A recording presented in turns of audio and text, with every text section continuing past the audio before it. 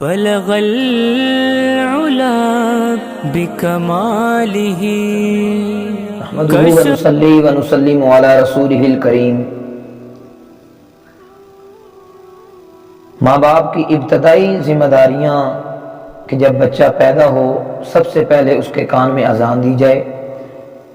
اس میں دوسرا حصہ یہ ہے اور دوسرا کام یہ ہے کہ بچے کی تحنیک اور دعائے برکت، رسول اللہ صلی اللہ علیہ وسلم کی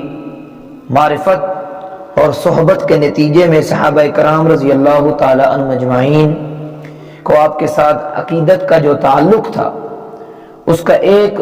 ظہور یہ بھی تھا کہ نومولود بچے آپ صلی اللہ علیہ وآلہ وسلم کی خدمت میں لائے جاتے تھے تاکہ آپ ان کے لیے خیر و برکت کی دعا کریں۔ یہ سلسلہ رہتا تھا۔ صلی اللہ علیہ وسلم کھجوریں چبا کر ان کے تالوں میں مل دیتے تھے اور اپنا لعاب دہن منہ میں ڈال دیتے تھے اور خیر و برکت کی دعا کرتے تھے،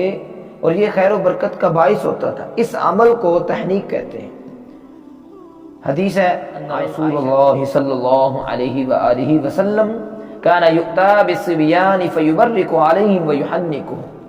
کہ حضرت عائشہ صدیقہ رضی اللہ تعالی عنہا سے روایت ہے کہ لوگ اپنے بچوں کو رسول اللہ صلی اللہ علیہ وآلہ وسلم کے پاس لایا کرتے تھے اور آپ صلی اللہ علیہ وسلم ان کے لیے خیر و برکت کی دعا فرماتے تھے اور تحنیک فرماتے تھے، یعنی کھجور چھوارا اس طرح چبا کر وہ ان کے منہ میں ڈال دینا، لعاب دہن ڈال دینا، اس کو ہماری زبان میں گھٹی بھی کہتے ہیں۔ اس لیے نیک آدمی کی گھٹی دینی یہ جائے کہ ہم کسی بدکار گناہگار کی گھٹی دیں، تو یہ ایک بچے کا دوسرا حق ہے۔ اسی طرح ایک اور حدیث میں حضرت اسماء بنت ابی بکر رضی اللہ تعالی عنہا سے روایت ہے کہ وہ ہجرت سے پہلے مکہ میں حمل سے عبداللہ بن زبیر